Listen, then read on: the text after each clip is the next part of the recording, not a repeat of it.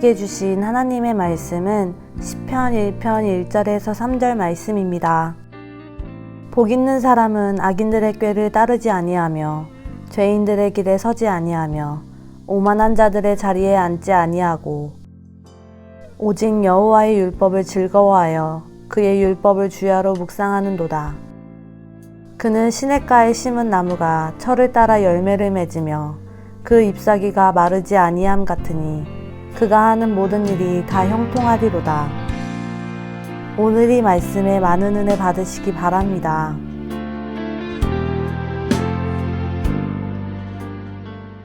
이제 씨앗이 잘 심겨지고 또 싹이 트고 자라나서 어느 정도 성장한 그러한 식물 혹은 나무가 됐을 때 이런 좀 의문을 우리가 가질 수 있습니다. 과연 잘 열매 맺을 수 있을까? 늦 여름쯤 됐을 때 또 가을이 됐을 때 이 나무가 이제 자라났는데 좋은 열매가 맺힐 수 있을까? 이런 생각을 누구나 하게 됩니다. 우리가 청소년이나 청년들 캠프에서 믿음으로 살 것을 강력하게 도전하면 많은 우리 자녀 세대들이 믿음으로 살겠다고 결단합니다. 이 아이들이 대학교를 졸업하고 또 직장 생활을 하고 또 사회에 나가서 생활하면서 굉장한 어려움들을 수시로 당하죠. 20대 후반, 30대 초반, 30대 중반이 됐을 때 이 청년들이 제게 와서 그렇게 물어볼 수 있습니다. 제가 이런 마음을 품고 10대부터 20대부터 우리 교회에서 자라났고 이제 교회를 떠나 집을 떠나 대전을 떠나 제가 서울에서 직장 생활하고 있는데 제가 과연 어릴 때 기도한 것처럼 그런 사람으로 살아갈 수 있을까요? 제 인생 가운데 그런 열매가 맺혀질 수 있을까요? 저도 이런 질문을 하는 것이 아주 당연한 것이고 또 그런 질문들을 수없이 지나가면서 우리의 장년과 우리의 노년을 맞이해야 한다고 생각합니다. 늘 여러분들에게 좋은 믿음의 어른, 믿음의 성숙한 사람이 되라고 제가 계속해서 권하고 있는데요. 이것은 창립 40주년을 맞아서 제가 주제어로 잡은 것이었습니다. 어른스러움 혹은 어른스러운 성숙한 그리스도인이 되어야 합니다. 이렇게 말씀을 드렸는데요. 내가 과연 열매 맺을 수 있을까? 이런 의문을 가진 성도들에게 또 이런 의문을 가진 교회와 같은 신앙 공동체에게 저는 여러분이 두 가지를 좀 하면 좋을 것 같습니다. 첫째는 그런 의문을 가진 젊은 그리스도인에게 여러분이 격려하는 어른이 되어야 합니다. 지금 잘하고 있어. 조금만 더 노력하면 그런 사람이 반드시 될 거예요. 날마다 계속해서 지치지 않고 믿음의 길을 걸어가면 하나님이 너의 인생 가운데 이런 풍성한 열매를 주실 거예요. 저는 이런 자기가 갖고 있는 어떤 길에 대해서 어른은 격려하는 사람이 돼야 한다고 생각합니다. 제가 힘들고 어렵겠지만 매일매일 이 길을 걸어가면 10년 후에 20년 후에 꼭 그런 사람이 돼 있을 거예요. 이런 이야기를 들으면 또 그 길을 걸어갈 힘을 얻게 될 것입니다. 또 하나는 축복하는 역할이라고 생각합니다. 네가 꼭 믿음의 길에서 그 열매를 맺을 수 있도록 매일 기도할게. 내가 매일 새벽마다 교회 나와 기도할 때마다 너의 이름을 부르고 너의 상황에 대해서 하나님께 매일 간구할게. 내가 너를 위해서 기도해주고 너의 인생을 기대할 테니까 아무것도 걱정하지 말고 믿음으로 매일매일 그렇게 살아갔으면 좋겠어. 이 두 가지를 저는 좀 우리가 했으면 좋겠습니다. 하나는 격려하는 격려자의 역할이고 하나는 복을 비는 축복하는 일종의 제사장의 역할입니다.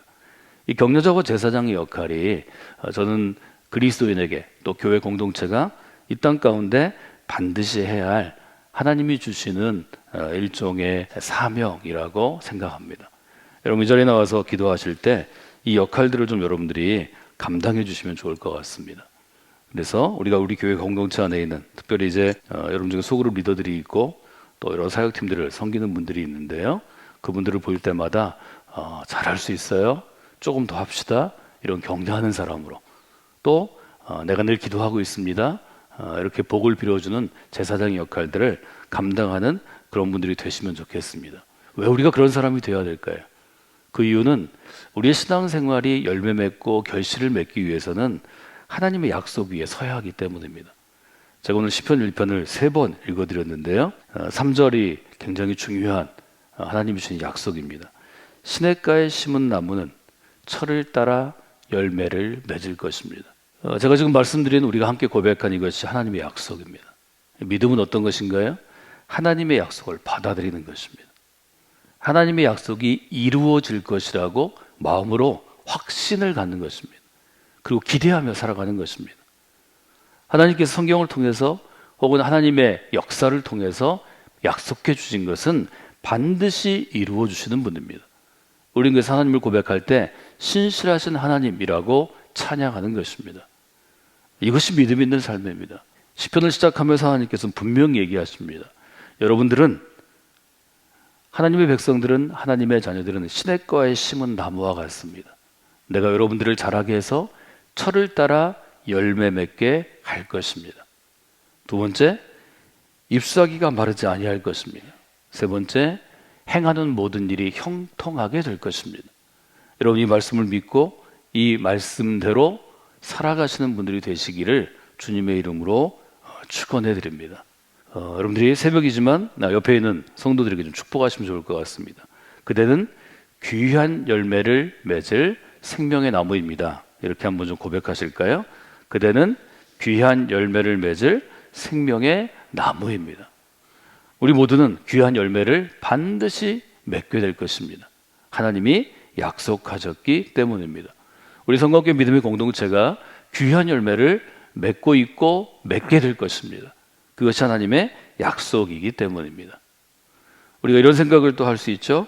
그럼 마음의 정원에는 어떤 열매들이 맺혀질까? 마음의 정원에 맺히는 열매는 사과, 또 배, 오린지 이런 것과는 좀 다를 것입니다. 마음의 정원에 맺히는 열매들은 보이지 않는 것입니다. 그래서 바울은 갈라디아서 5장에 보면 성령께서 맺혀준 열매를 보이지 않는 가치들로 표현했습니다. 우리가 다 암송하는 거죠. 첫째 그룹, 사랑과 희락과 화평. 두 번째 그룹, 오래 참음과 자비와 양선. 세 번째 그룹, 충성과 온유와 절제. 어릴 적부터 교회에서 자라는 사람들은 갈라디아서 5장 22절 23절을 아주 어릴 때부터 외웠습니다.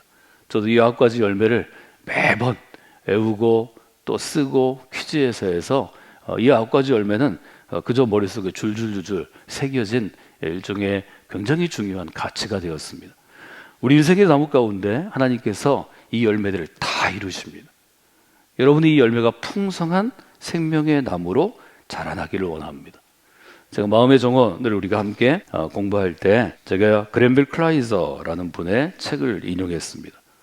여러분이 정원을 아름답게 가꾸고 이 정원에서 매일매일 잡초를 뽑아내고 사랑으로 길러내고 그 안에 하나님의 사랑을 심고 말씀의 묵상을 나누고 또 환대하는 친절함과 선함과 지혜로움을 심고 가꾸면, 꾸준히 이런 일을 실천하면, 날마다 계속해서 열매 맺을 때까지 계속하면 그대의 영혼은 더 향기로워질 것입니다. 두 가지 열매를 얘기했는데, 하나는 우리의 영혼이 향기로운 그러한 영혼이 될 것이라는 것입니다. 두 번째는 그대의 삶에 거룩한 변화가 있게 될 것입니다. 우리가 성화라고 부르는 것인데요. 여러분들이 마음의 정원을 잘 가꾸시면 여러분의 영혼이 향기로워집니다. 향기는 어떤 특징을 갖고 있나요? 그냥 두어도 옆에 가면 냄새를 맡게 합니다. 즉 영향을 주는 것입니다. 온오프 스위치를 작동하지 않아도 향기는 숨길 수 없는 것입니다. 그래서 바울은 고린도 후서에서 우리는 하나님 앞에서 그리스도의 향기입니다, 이렇게 표현했죠. 고린도 후서 2장 15절 말씀이죠. 어떤 향기인가 하면 죽음에 이르는 사망의 향기가 아니라 생명에 이르게 하는 냄새이다, 향기다라고 이야기하는 것을 보게 됩니다. 이 말은 어떤 것인가요? 여러분 잘 가꾸는 정원에 들어가 보신 경험이 있죠? 정원에 들어가면 봄이 되면 봄꽃의 향기가 아주 물씬 풍겨납니다. 여름에도 향기 있는 그러한 식물들이 있습니다. 가을에는 가을의 향기가 있습니다. 여러분들이 누구를 만날 때, 누구와 대화할 때, 또 누구와 교제할 때 우리 마음의 정원에 있는 향기가 그에게 영향을 준다는 것입니다. 여러분의 마음의 정원에서 생명의 향기가 아주 좋은 냄새로 다가갔으면 좋겠습니다. 여러분의 마음의 정원에서 정말 생명을 살리는 귀한, 생명을 살리는 그 생명의 능력, 에스겔에서 얘기한 생기라고 부를 수 있는 생명의 향기가 여러분에게 있는 그런 하루요, 또 그런 삶이 되시기를 주님의 이름으로 부탁을 드립니다. 이것은 말하자면 하나님 주신 생명의 나무에서 풍성하게 열린 열매를 나누는 삶입니다. 이 나누는 삶이 우리에게는 네 번째 단계이다. 이것들 여러분들이 기억하시고 한번 정리해 보면 좋을 것 같습니다. 첫 번째로 우리가 어떤 열매를 나눌 것인가 하는 것은 이렇게 정리하면 좋을 것 같아요. 하나님은 우리가 마음의 정원을 가꾸시면 반드시 우리에게 좋은 열매를 주십니다. 이것이 시편의 고백입니다. 첫 번째로 한번 우리가 정리해 볼까요? 하나님께서는 우리에게 좋은 열매를 주십니다. 이것은 갈라디아서에 있는 보이지 않는 사랑으로부터 온유와 절제를 이루는 그런 가치일 수도 있고, 고린도서가 얘기하는 그리스도의 향기일 수도 있습니다. 두 번째로 우리가 마음의 정원을 잘 가꾸는 성숙한 어른스러운 그리스도인은 이 열매를 잘 나누어줘야 합니다. 이 열매를 잘 나누어주는 일이 매우 중요합니다. 제가 목회자들과 함께 또 우리 청년들이든 아니면 성도들과 함께 동해안 쪽에 가서 강릉 쪽에 가면 제가 반드시 함께 탐방하는 곳이 참소리 박물관입니다. 참소리 박물관에 가면 92년에 개관했는데요. 강릉 경포대 호숫가로 옮겨서 에디슨이 발명한 지금 20세기 우리가 쓰고 있는 냉장고, 세탁기, 토스터, 고데기, 추궁기 이런 오디오들이 2만 점 정도 있습니다. 다 전시할 수 없으니까 주제에 따라 전시를 하는데요. 제가 1시간 정도 이곳에 가서 쭉 돌아보고 나오면서 기념품 가게에서 좋아하는 대로 올걸 같은 뮤직박스를 좀 제가 선물하든지 또 거기는 미니어처들을 선물하고 어떤가 물어봅니다. 그럼 많은 사람들이 얘기하죠. 어떻게 이렇게 많은 것을 모았을까요? 또 에디슨이 정말 많은 것을 발명했네요. 이런 이야기를 하는데 제가 그 일을 하는 이유는 딱 하나입니다. 그 일을 한 사람은 자기에게 물려주신 유산과 자기의 삶의 모든 것을 거기에 투여해서 전 세계에서 에디슨이 발명한 것들을 다 모아서 한국으로 가져왔고 여러 사람들이 도와서 국가에서 이제 그 지방 정부에서 박물관을 세워졌습니다. 그 한 사람이 할아버지로부터 아버지로부터 물려받은 땅과 밭을 팔고 건물을 팔고 또 자기 인생 전체를 들여서 우리가 지금 에디슨하고는 상관없는 나라에서 태어났고 살고 있지만 지금 문명의 이기들이 누구 때문에 어떻게 나왔는지를 잘 볼 수 있습니다. 이것은 자기 삶에 주신 열매를 잘 나누어주는 일이라고 생각합니다. 열매를 나눠줄 때 좋은 자세는 아끼지 않고 나누어주는 것입니다. 우리 누군가에게 뭘 줄 때 생색을 내면서 많이 줍니다. 내가 이거 이렇게 모아서 주는 거야. 너 잊어버리면 안 돼. 이 은혜를 꼭 기억해. 별로 효과가 없는 것 같습니다. 주님께서 십자가를 지신 것을 그렇게 드러내려고 지신 게 아닙니다. 아끼지 않고 생명을 나누심으로 그 생명의 나눔이 십자가에서 하나님의 역사가 되어 우리에게 구원의 길이 되었습니다. 우리 열매를 나눌 때 여러분 아깝다고 생각하지 마시고 하나님이 내게 거저 주신 것이기 때문에 나는 누군가에게 거저 주어야 한다고 생각하시면 좋을 것 같습니다. 성경의 교훈은 그것이 아닌가요? 하나님이 내게 은혜로 주셨으니, 은혜로 주셨다는 것은 내가 값을 치르지 않았다는 것입니다. 주님께서 값을 치르고 우리 앞선 선배 그리스도인이 값을 치루어서 내가 이 믿음의 열매를 받았으니 내 생명의 나무에서 열려진 믿음의 열매도 거저 주는 것이 마땅합니다. 이것이 바울이 가지고 있던 생각이었고 초기 교회의 성도들에게 매일 강조하던 신앙의 교훈이었습니다. 쉽지 않은 일이지만 이 일을 하면 십자가의 그리스도의 사랑을 조금 더 깊이 있게 느끼실 수 있을 것입니다. 또 하나 제가 좀 늘 느끼는 것은요, 아끼지 말고 주는 건 굉장히 어려운 일이지만 그렇게 할 수 있습니다. 줄 때 여러분이 축복하면서 주셔야 합니다. 열매를 줄 때 저는 축복하는 좀 어른이 되시면 좋겠습니다. 좋은 사람들은 어떻게 길러지냐면 주변에 좋은 어른이 있어야 합니다. 그 어른이 값없이 그에게 학교도 보내주고 유학도 보내주고 좋은 책도 주고 좋은 사람도 만나게 해주셔야 성장할 수 있습니다. 만나게 하면서 그분이 나한테 직접 얘기하지 않지만 마음으로 축복하는 제사장의 마음이 있어야 합니다. 하나님, 제가 이 사람을 학교에 보냅니다. 하나님께서 잘 자라게 하여 주시옵소서.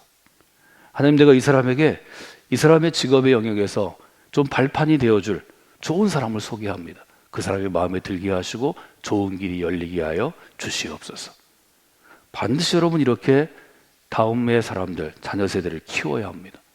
자, 여러분들에게 자녀를 위해서 민수기 6장, 하나님께서 이스라엘 제사장들에게 이스라엘 백성들을 위해서 기도하는 이스라엘 축복하는 기도를 좀 매일 드리시도록, 아침에 출근할 때, 또 아침에 새벽기도 나오실 때 여러분의 자녀의 머리에 손을 대고 아이는 잠들어 있지만 축복하시도록 제가 그렇게 요청했습니다.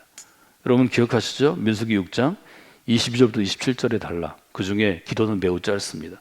여호와는 내게 복을 주시고 너를 지켜주시기를 원하고, 여호와께서 그 얼굴을 너에게 비추셔서 은혜 베푸시기를 원하고, 여호와께서 그 얼굴을 내게로 향하여 드사 평강 주시기를 원하노라. 뭐 여러분들이 기억하기 어려우시면 네 가지만 하시면 되죠.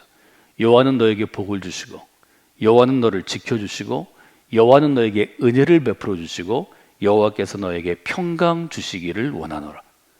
저는 이 기도만 한 사람에게 평생토록 주어진다면 그 사람이 아름다운 생명의 나무로 자랄 것을 의심하지 않습니다.